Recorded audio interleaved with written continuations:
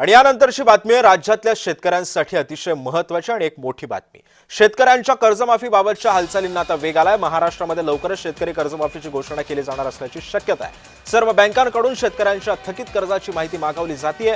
बँकांना 15 फेब्रुवारीपर्यंत थकीत कर्जाची माहिती देण्याचे आदेश सुद्धा देण्यात येत आहेत। सरकारकडून शेतकरी कर्जमाफीची घोषणा होण्याची सुद्धा शक्यता आहे।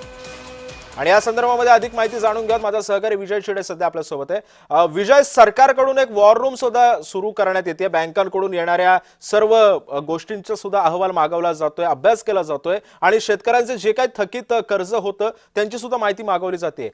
कर्जमाफी होण्याचे कितपत चान्सेस वाटतात?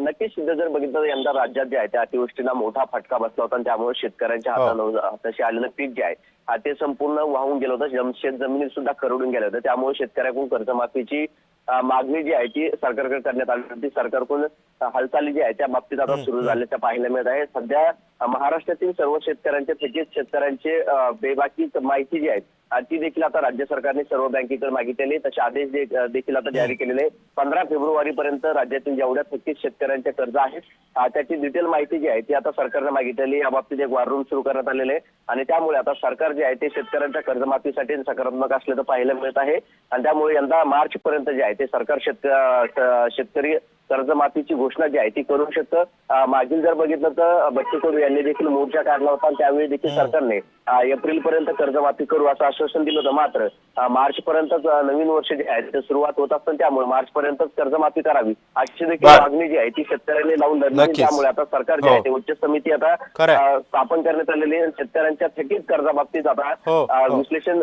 समिती देखील यावरती आहे। त्यामुळे आता यंदा शेतकऱ्यांचं कर्जमाफी होणार का याकडे सध्या नक्कीच म्हणजे त्यामुळे येत्या काळामध्ये शेतकऱ्यांना हा दिलासा मिळतो का हे सुद्धा पाहणं तितकंच महत्त्वाचं ठरणार आहे। धन्यवाद तू दिलेल्या सविस्तर माहितीबद्दल।